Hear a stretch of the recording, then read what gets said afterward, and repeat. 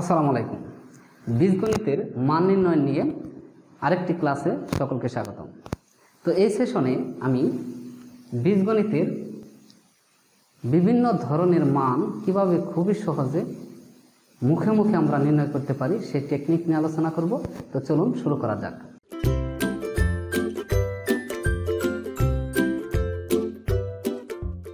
তো বন্ধুরা, এইখানে আমরা একটা প্রশ্ন অলরেডি লিখে রেখেছি যে x + 1/x = 3 হলে এই যে চারটে প্রশ্ন অর্থাৎ x² + 1/x² = কত, x³ + 1/x³ কত, x⁴ + 1/x⁴ কত এবং x³ - 1/x³ কত।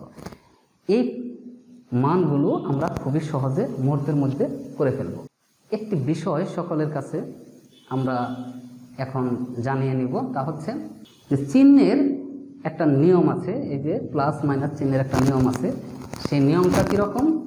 নিয়মটা হচ্ছে এই অঙ্কের ক্ষেত্রে সাধারণত মাইনাস প্লাস হলেও আবার মাইনাস মাইনাস হলেও প্লাস, অর্থাৎ এখানে এই তিনটা ক্ষেত্রেই প্লাস আর একটা ক্ষেত্রে হচ্ছে শুধু মাইনাস।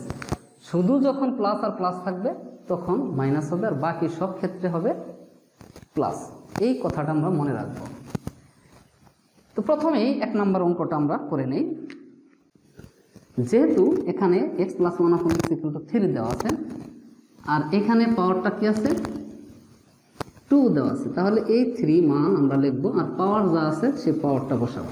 ঠিক আছে, মানের উপর পাওয়ার বসাবো। আর আমরা কি সূত্র দিয়েছিলাম? এখানেও প্লাস এখানেও প্লাস, তাহলে কি হবে? দুইটা প্লাস যদি থাকে মাইনাস হবে, তাহলে এখানে মাইনাস দিব। ঠিক আছে, মাইনাসটা কত দিব? মাইনাসটা দিব এখানে যে পাওয়ারটা আছে শুধু সেই 2 দেব। যদি 2 থাকে, পাওয়ারটা যদি 2 থাকে সেই ক্ষেত্রে এই 2 দেব, অন্য ক্ষেত্রে আলাদা একটা সিস্টেম আছে, আমরা সেটা দেখাবো। তাহলে কত হলো অঙ্ক? রেজাল্টটা হবে 9 - 2 = 7। আমরা মুহূর্তের মধ্যে অঙ্কটা করে ফেললাম, এটার মান আসবে 7। ওকে, তো এইটার যদি আমরা অন্য আরেকটা উদাহরণ দিই, একই অঙ্ক, যদি মানটা এখানে 2 হয়, 3 না হয়ে 2 হয়, তাহলে কেমন হবে? এই একের ক্ষেত্রেই হবে 2 এর উপরে স্কোয়ার আর -2, তার মানে 4 - 2। ওকে, তাহলে 2 রেজাল্ট। যদি এখানে 3 না হয়ে 5 হয় তাহলে কি হবে? তাহলে হবে 1 নম্বরের ক্ষেত্রে 5 তার স্কোয়ার -2। ওকে, 25 - 2 = 23। এভাবে আমরা যে মানই দেওয়া থাক না কেন, এই ধরনের অঙ্ক যদি এমসিকিউ টাইপ প্রশ্নের মধ্যে আসে তাহলে খুব সহজে মানগুলো এভাবে নির্ণয় করব। ঠিক আছে, এখন আমরা 2 নম্বর অঙ্কটা করব। 2 নম্বর আছে 3 ক্ষেত্রে তাহলে কি হয়? তো 3 আছে, মান আছে 3, তাহলে 3 যেহেতু পাওয়ার 3 তাহলে 3 দিলাম। ওকে, যখনই 3 হবে তখন 2 এর উপরে গেলেই আমাদের সিস্টেমটা চেঞ্জ হয়ে যাবে। 3 হবে এই 3টা, এই যে 3, এই 3টা এইটার সাথে গুণ হবে। আর এইখানেও প্লাস আছে, এখানেও প্লাস আছে, যেহেতু প্লাসে প্লাসে মাইনাস, আমরা মাইনাস দিলাম। আর এই দুইটা 3 পাওয়ারের সাথে এই 3 মান গুণ হবে, অর্থাৎ 9। তাহলে এখানে 27 - 9 = 18। আমরা মান পেয়ে গেলাম 18। তবে কিভাবে এই 9 আসলো অথবা এখানে 3 সাথে 3 গুণ হলো, এই বিষয়টা আমরা এই অঙ্কগুলো করার পরে টেকনিকটাও জানিয়ে দেব। ঠিক আছে, তো ধৈর্য সহকারে যদি ভিডিওটি আমরা ভালোভাবে দেখি তাহলে এই মান নির্ণয়ের অঙ্ক আমাদের কাছে পানির মতো সহজ হয়ে যাবে আর আমরা সবই বুঝতে পারবো ইনশাআল্লাহ। তো এখানে যদি আমরা মানটা পরিবর্তন করে দেই, ধরে নিলাম এখানে 5, x + 1/x = 5, তাহলে কি হবে? 5 তার কিউব মাইনাস হবে 3 আর এই 5 এর সাথে গুণ 15, তাহলে এটা হচ্ছে 125 মাইনাস 15 ইকুয়াল টু হইতেছে 110। ইজিলি আমরা পেয়ে গেলাম। এভাবে যে কোনো মানই ধরি না কেন আমরা খুব সহজে মানগুলো বের করতে পারবো। তো ঠিক আছে, এখন আমরা 3 নম্বর অঙ্কটা করব। তো 3 নম্বর অঙ্কের মধ্যে আমাদের খেয়াল রাখতে হবে কি আছে।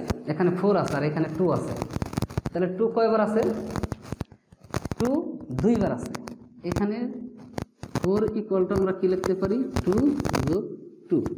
ঠিক আছে, অর্থাৎ অঙ্কটাকে আমরা দুইবার করব। এই 1 নম্বর অঙ্ক প্রথমে করব, তারপরে আবার অঙ্কটাকে করব মনে মনে। আমরা ইজিলি তাহলে মানটা পেয়ে যাব। তো কিভাবে করব? এখানে যেহেতু প্রথমে আমরা বলেছিলাম 2 করব, দুইবার ভাগ করে করব।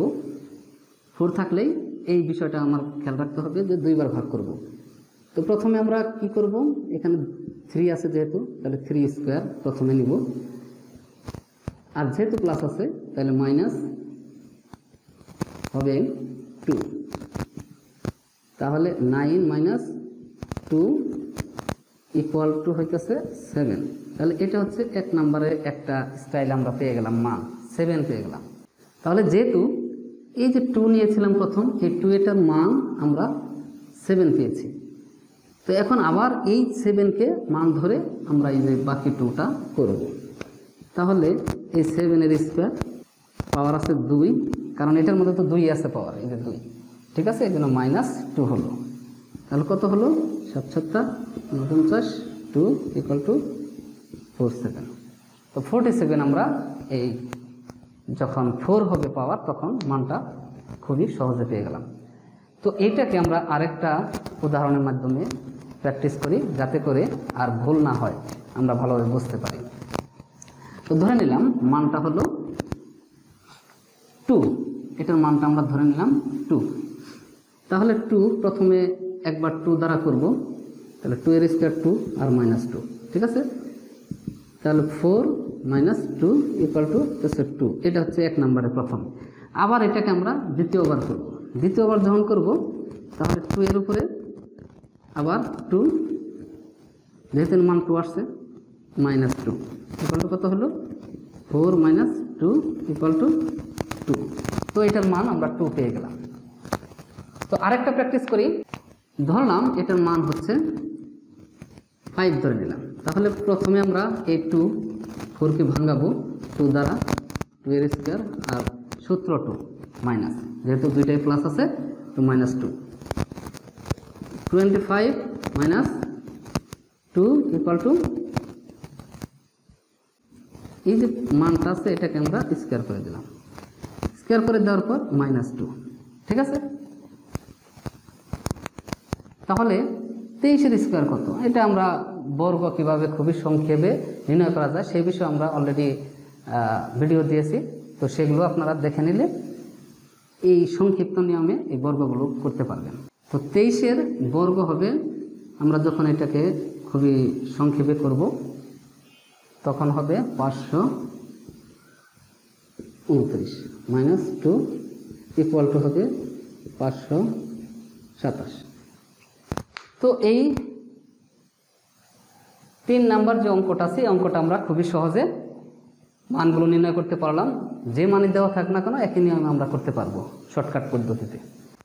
তো আশা রাখি ভিডিওটি আপনাদের কাছে ভালো লেগেছে। যদি ভালো লেগে থাকে তাহলে অবশ্যই লাইক, শেয়ার, কমেন্ট করবেন এবং একসাথে আমার চ্যানেলটিতে এখনও যারা সাবস্ক্রাইব করে নেই তারা এখনই সাবস্ক্রাইব করে নেবেন এবং পাশে থাকা বেল বাটনটিতে চাপ দিয়ে রাখবেন, যাতে করে সকল ভিডিও সবার আগে আপনার কাছে পৌঁছে যায়। ধন্যবাদ সকলকে। আসসালামু আলাইকুম।